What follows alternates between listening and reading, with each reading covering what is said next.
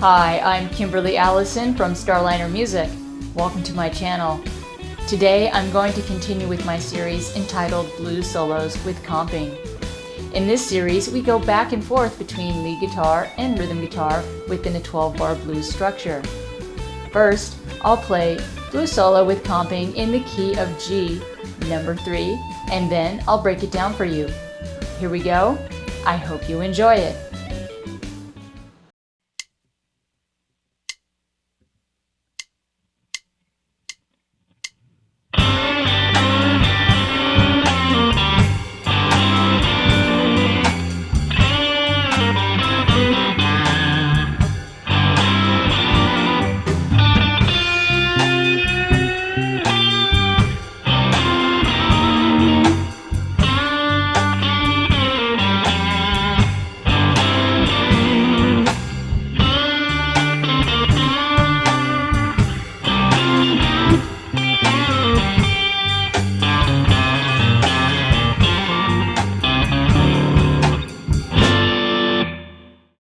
Here we go with Blues Solo with Comping in the key of G, number 3. I've broken this solo down into 3 phrases. Each phrase has 2 licks. Each lick will be followed by the accompaniment pattern, or the comping. For this solo, we will only be using one scale, and that will be the G blues scale located at the 3rd fret. Let's go ahead and look at the fingering.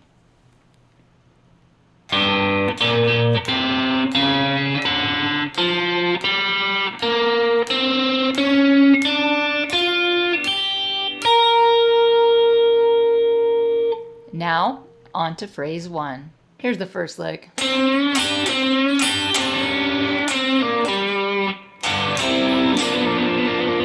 We're starting with a bend at the 5th fret on the 3rd string, and that's a whole step. Then we go to a double stop here at the 3rd fret on strings 1 and 2, and we repeat that sequence again.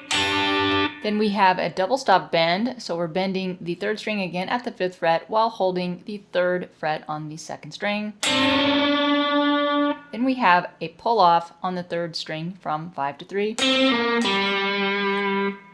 And we end that lick on the root, G. Then we're into our accompaniment pattern, which starts with a G5 or a G power chord.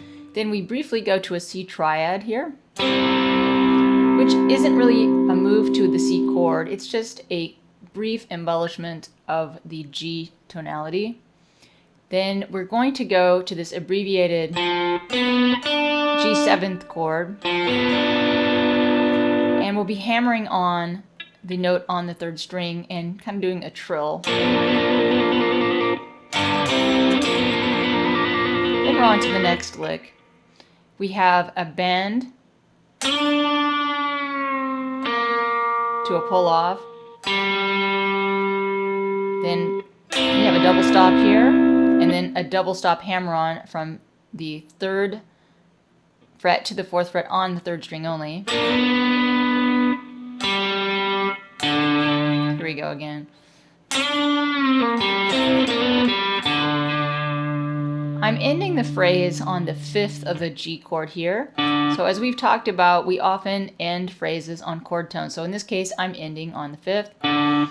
Then we go back to that same accompaniment pattern. Here we go with the second phrase. There's a pickup into this first lick that starts here at the 3rd fret on the B string. Then we go into a very slow whole step bend at the 6th fret on the B string, ending on the root here, 1st string, 3rd fret.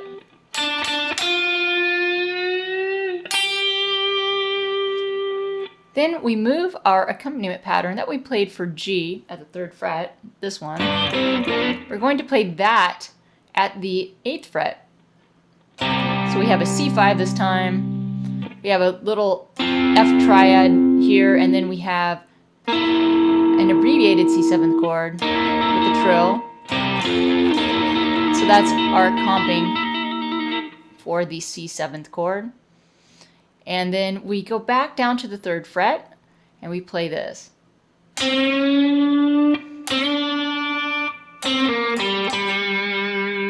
So we have 2 whole step bends on the 3rd fret. Then we have a pull off and back to the G comping.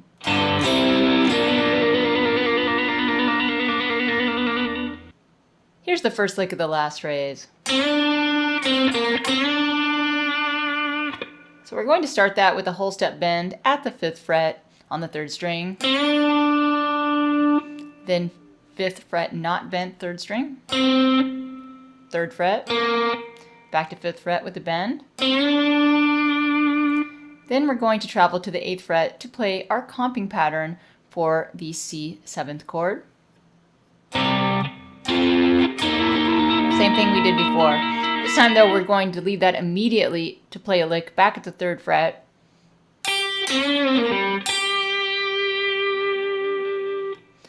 Then into this lick.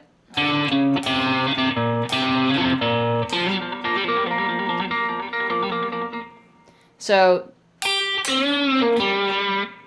we have root, bend, release, pull off on the 3rd string to the root G here on the D string, back to the root here, followed by, we're playing right out of the blues scale here. We have a hammer on pull off combination to a trill here on the D string.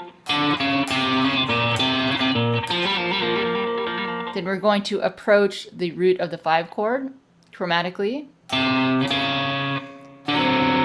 And that's our abbreviated D7th chord. So here we have a root, a 3rd, and a flatted 7 of the D7. And then we're going to end this example on a G9th chord at the 10th fret. So we have root, 3rd, flat 7, 9th, and you can put the 5th there on top if you want.